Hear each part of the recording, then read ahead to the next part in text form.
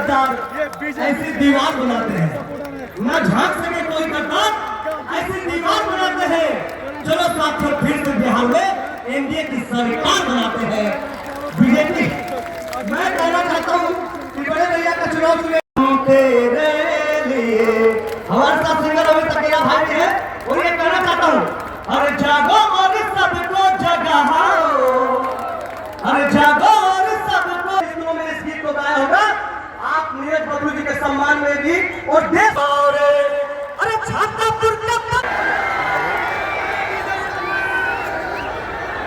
यहाँ से हमारे अनुज श्री नीरज बबलू सिर्फ जीत कर नहीं जाए, बल्कि इस बार रिकॉर्ड मतों से जीत कर जाए, इसके लिए मैं आया। और अब तो सोने पे सुहागा है भाई, बाबा यहाँ भी जाते हैं। कैसा लगा आपको? बहुत अच्छा लगा। योगी जी आए थे, मोदी जी कहाँ आए थे? वही योगी जी। योगी जी अच्छा लगा? बहुत अच्छा लगा, बहुत अच्छा सुझाव दिए। तब कैसा रहा कार्यक्रम? बहुत अच्छा रहा था, लगा अच्छा कार्यक्रम रहा। लाखों से जनसंख्या अधिक था। मैं आज प्रातः ही प्रभु श्री राम की पावन धरा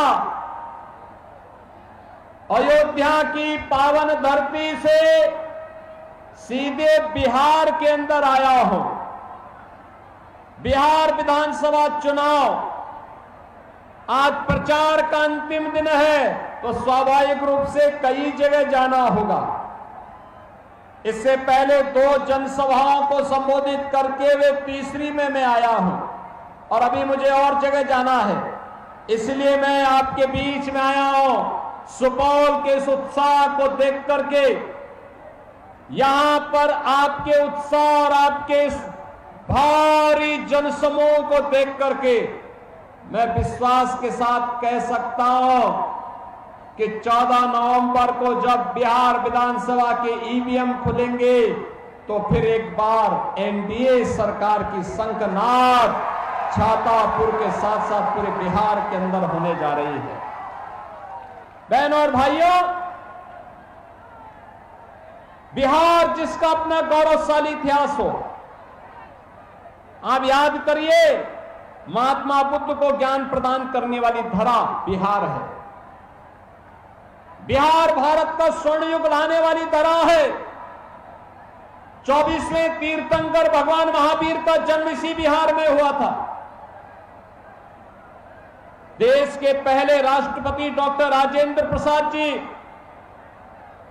लोकनायक जयप्रकाश नारायण जी, जननायक कर्पूरी ठाकुर जी इसी पावन धरा में जन्म लिए थे, और मैथिली भोजपुरी संस्कृति को छठ गीतों के माध्यम से वैश्विक पहचान दिलाने वाली शारदा सिन्हा भी इसी क्षेत्र की, इसी बिहार की उपज है, बिहार में ही जन्मी है।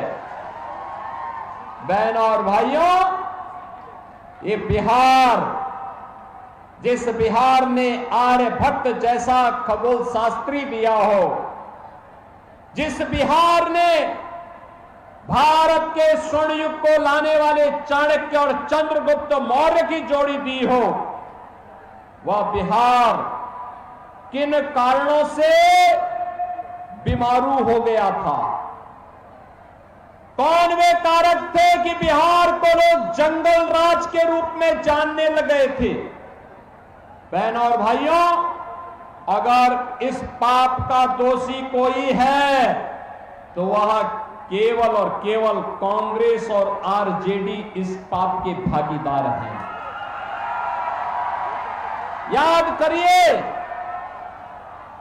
जिस बिहार ने नालंदा विश्वविद्यालय देकर के दुनिया को ज्ञानवान बनाया होगा, उस बिहार में इन दोनों के शासन काल में बिहार में साक्षरता में सबसे नीचे पायदान पर बिहार चला गया था। जंगल रास्ता,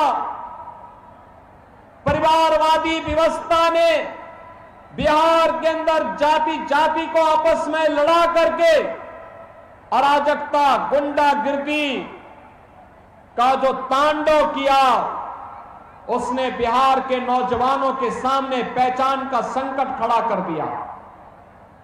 अन्नदाता किसान को प्लान करने के लिए मजबूर कर दिया।